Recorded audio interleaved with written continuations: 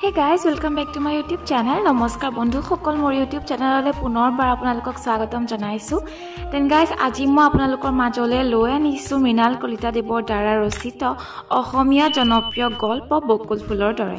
ইয়াৰ প্ৰথম কিতা খণ্ড হয়তো আপোনালোকে শুনি ভালেই পাইছে আৰু বহুত মৰম থাকিল সকলোলৈকে। আজি মই আপোনালোকৰ মাজলৈ লৈ আহিছো ইয়াৰে চতুৰ্থটি খণ্ড। Then guys, আপোনালোকে যদি মোৰ কণ্ঠত শুনি ভাল পায় তেনেহলে লাইক, কমেন্ট আৰু শেয়াৰ কৰি দিব।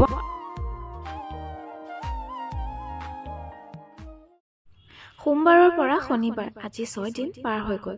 অসীম স্কুললৈ যোৱা নাই। মাকক যেতিয়া অসীমে স্কুল বাদ দিয়াৰ কথাটো কৈছিল, মাক হতভম্ব হৈ গৈছিল, কান্দিছিল, তাক বুজাইছিল আৰু কৈছিল সি যদি যোৱা বছৰৰ কিতাপখিনি কাগজখিনি কিনাত অসুবিধা পাইছিল তেনেহলে এই বছৰটোত মাকে নতুনকৈ দুখনমান ঘৰত কাম কৰি অলপ বেছিকৈ উপাৰ্জন কৰিবলৈ চেষ্টা কৰিব। কিন্তু নাই, অসীমৰ সংক্ষিপ্ত অথচ স্পষ্ট উত্তৰ সি আৰু নপঢ়ে। তাৰ এই অভাৱনীয় সিদ্ধান্তৰ বাবে মাকে অসীমৰ দেউতাককে দোষী বুলি ধৰিলে। বাপেকক খুব গালি পাৰিছিল মাকে। অসীমে কোনো মন্তব্য দিয়া নাছিল। তাৰ বাপেকে মাত্ৰ কৈছিল নপঢ়ে যদি পঢ়িব নালাগে, পঢ়া শুনা কৰি সিনো কি লাজ চাহেবটো হ'ব। প্ৰায় স্বাভাৱিকতেই কোনো বিশেষ আলোড়ন নোহোৱাকৈ অসীমৰ ছাত্ৰ জীৱনৰ অকাল। দেন গাইজ, আপোনালোকৰ লাইফতো বাৰু এনেধৰণৰ কিছুমান সমস্যাৰ সৃষ্টি হৈছেনে? আৰু যদি হৈছে তেনেহ'লে আপোনালোকে কেনেধৰণৰ ৰাস্তা বিচাৰি উলিয়াইছে? হয়তো অসীমৰ নিচিনা কৰিছে চাগে কোনোবাই, আৰু যদি কৰা নাই তেনেহ'লে আমাক কমেণ্ট কৰি জনাব, আৰু যদি কৰিছেও তেতিয়াও আমাক কমেণ্ট কৰি জনাব, কাৰণ অসীমে বহুত এটা ভুল সিদ্ধান্ত গ্ৰহণ কৰিছে। সেয়েহে আপোনালোকেও যদি বিচাৰে মানুহক ক'বলৈ, জনসাধাৰণক ক'বলৈ, তেনেহ'লে আপোনালোকে এটা কমেণ্ট কৰি জনাব। অসীমৰ হাতত এতিয়া বহুত সময়। স্কুল বাদ দি সি কি কৰিব সেয়াও ঠিক কৰি থৈছিল। যোৱা 6 দিন ধৰি সিহঁতৰ গাঁৱৰে দিবাকৰ দাদাকৰ শিলৰ কুঁৱেৰীত সি শিল ভাঙিছে। মিঠাতেলৰ টিঙেৰে এটিং শিল ভাঙিলে 20 টকাকৈ পায়। ৰাতিপুৱা 8 বজাতে সি পাহাৰৰ তলিলৈ যায়, অলপ জলপান লৈ যায়। মাজতে সেইখিনি খাই গছৰ তলতে গামোচা এখন পাৰি লৈ দীঘল দি অলপ সময় জিৰণি লয়। তাৰপিছত সি আকৌ শিল ভঙা কামত লাগি যায়। গধূলি 5মান বজাত সি ঘৰলৈ উভতে। দিনে প্ৰতি 20 টকাকৈ 60 টকা তাৰ দিনটোত উপাৰ্জন। ঘৰলৈ আহি টকাখিনি সি মাকৰ হাতত জমা দিয়ে। প্ৰতিদিনে মাকে দুখ কৰি কিবা এষাৰ কয়। পুতেকৰ কষ্ট দেখি মাকৰ বুকুখন ভাগি পৰিব খোজে। কষ্ট হয়, হাতুৰি দাঙি একেৰাহে কেইবা ঘণ্টা জুৰি শিল ভঙা কামটো সুখৰ মুঠেই নহয়। গাত বল লাগে, মনত ধৈৰ্য লাগে। কেতিয়াবা ভাগৰত সি ফোপাই থাকে, কান্ধ বিষাই যায়, আঙুলিত জ্বলা বান্ধে, গালে মুখে চকুৱে শিলৰ গুৰি জোৰেৰে চিটিকি পৰে। বুকুৰ বিষত ৰাতি টোপনি নাহে ভালকৈ।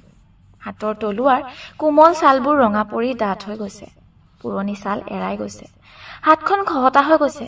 কষ্ট হয়, বৰ কষ্ট হয়। একো নাই, অভ্যাস হলে এসময়ত সহজ হৈ যাব। আজি অসীমৰ ভাগৰটো অলপ বেছিকৈ লাগিছে, গাটো বেয়া লাগিছে, মূৰটো ঘূৰাইছে। হয়তো সেইবাবে দুবাৰমান আঙুলিটোত হাতুৰিৰ কোব পৰিছে। এটা আঙুলি ফাটি তেজ ওলাই গৈছে। হয়তো আজি অলপ খৰকৈ শিল ভাঙিব খুজিছিল। 2 হাতৰ তাল নিমিলাত কোব পৰিলগৈ বাওঁ হাতৰ আঙুলিটোত। আগতে হাত অলপ কটা চিগা হৈ তেজ ওলালে সি বৰ ভয় খাইছিল। আজি সি সিমান ভয় খোৱা নাই। টান শিলবোৰ ভাঙি তাৰ মনটোও তেনেহ'লে অলপ টান হৈ গৈছে।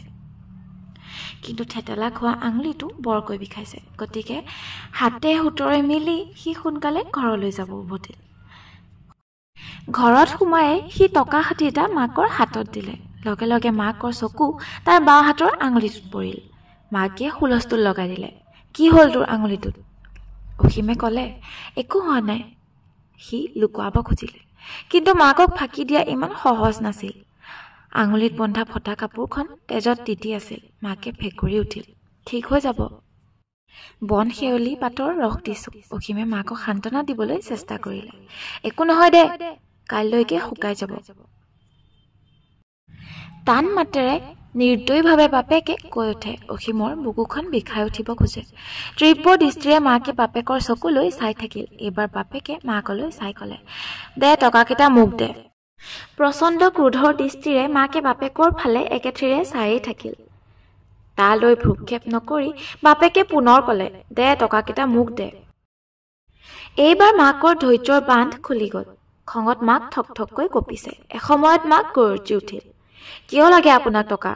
সেই মদ সোপা গিলিবলৈ? মদ খাওঁ কি খাওঁ সেয়া মোৰ কথা, চিঞৰি উঠিল বাপেক। সমানেই চিঞৰি উঠিল মাক। সেই ল'ৰাটোৱে গাৰ তেজ ঘাম মাটিত পেলাই অনা টকাকেইটাও আপোনাক মদ। পেটৰ পোৱালীয়ে মাক বাপেকক চায়েই নিৰ্লিপ্ত সুৰত কয় বাপেকে, আপোনাৰ কুস্বভাৱৰ বাবে সি পঢ়া এৰিলে আৰু এতিয়া আপোনাক মদ খাবলৈও টকা দিব লাগিব। লাজ নেলাগে আপোনাৰ? অসীমক আচৰিত কৰি দি বাপেকে মাকক প্ৰকাণ্ড চৰ এটা সোধাই দিলে। তাৰ পিছত এটা বন্য জন্তুৱে কেঁচা মাংস থাপ মাৰি কাঢ়ি লোৱাৰ দৰে বাপেকে মাকৰ হাতৰ পৰা টকাকেইটা চু মাৰি কাঢ়ি লৈ গ'ল। খং, দুখ, লাজ আৰু অপমানত অস্থিৰ হৈ পৰিছিল অসীমৰ মাক। মাটিত বাগৰি বাগৰি চিঞৰি চিঞৰি কান্দিবলৈ ধৰিলে অসীমৰ মাকে। মাক বাপেকৰ চিঞৰ বাখৰ শুনি ভনীয়েক আজলি ইতিমধ্যে কৰবাৰ পৰা দৌৰি আহিছিল। মাকক সেই ৰূপত দেখি তাইও চিঞৰি চিঞৰি কান্দিবলৈ ধৰিলে। ইপিনে বাপেকৰ জিভাই কেতিয়াবাই লেকাম ছিঙিলে।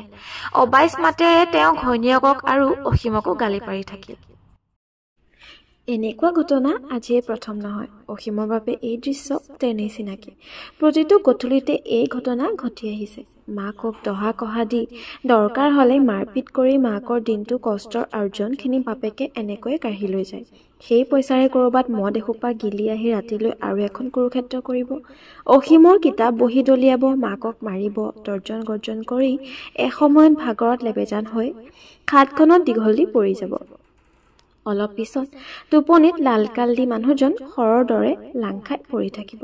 এনেকুৱা ঘটনাৰ সৃষ্টি হ'লে সি কি কৰিব লাগে অসীমে নাজানে। ভয় আৰু উত্তেজনাত কেতিয়াবা তাৰ উশাহ বন্ধ হৈ যাব খোজে। বুকুৰ ধপ ধপ ধপ ধপ শব্দ শুনি সি যেন নিচেই শুনিবলৈ পায়। তাৰ ভয় লাগে, তাৰ দুখ লাগে, খং উঠে, বিৰক্তি লাগে। ক'ৰবালৈ গুচি যাবলৈ মন যায়। মুকলি মনেৰে দীঘলকৈ উশাহ ল'বলৈ মন যায়। এই দুখ যন্ত্ৰণাৰ পৰা বিৰক্তি আৰু বহুত দূৰলৈ গুচি যাবলৈ তাৰ মন যায়। আজিও তেনে ইচ্ছা হ'ল তাৰ। ঘৰৰ বাহিৰ হৈ কাঠিত ভৰি দিলে অসীমে। দেখিলে চোতালত গধূলিৰ আন্ধাৰত কোনোবা এজন থিয় হৈ আছে। ভালকৈ মন কৰি দেখিলে নিৰ্মল। নিৰ্মলৰ কাষেৰে প্ৰায় দৌৰাৰ দৰে অসীম গুচি গ'ল, নিৰ্মলক মাত এষাৰো নিদিয়াকৈ।